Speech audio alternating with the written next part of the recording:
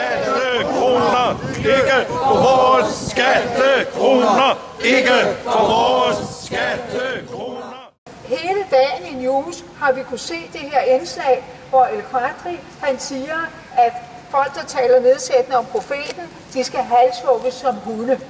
Så say no more. और जो जुबान खोले, मुसलमान हो या यहूदी हो या ईसाई हो या काफिर हो या मोमिन हो या मर्द हो या औरत हो, उसे कुत्ते की तरह सजा मौत दे दी जाए. Og det er jo risikoen, det er, at der sidder nu en masse unge mennesker derinde, og andre også bliver påvirket af det, der bliver sagt. Blåstemplet af PET og blåstemplet af Anne med Alderslev fra borgerrepræsentationen.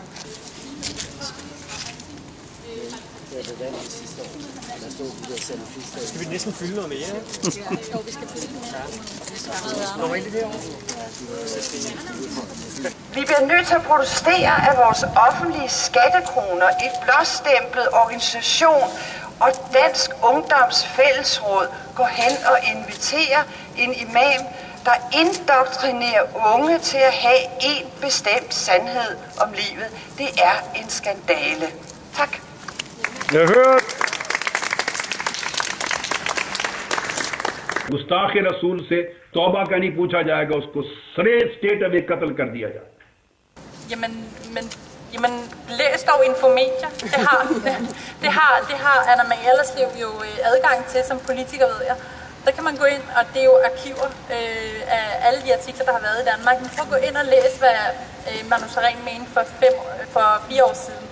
Prøv at gå ind og læse, hvad Poul Nyrup Rasmussen mente. Prøv at gå ind og læse, hvad de radikale mente dengang, de her mennesker fra den her organisation prøvede at stille op som folketingskandidater. Og så kommer han her igen 10 år efter, og så skal hun sidde skulder ved skulder med ham og tror, at hun kan bekæmpe radikalisme. Det går bare ikke sådan.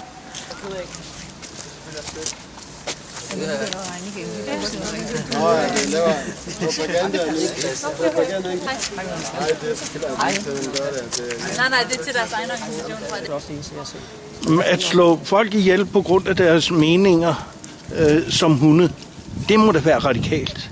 Det må da være meget, meget radikalt. Altså, og det er han så. Det er jo hans grundlag. Og hvorfor bliver han så inviteret til at tale imod det? Det han selv går ind for. Hvordan hænger det sammen?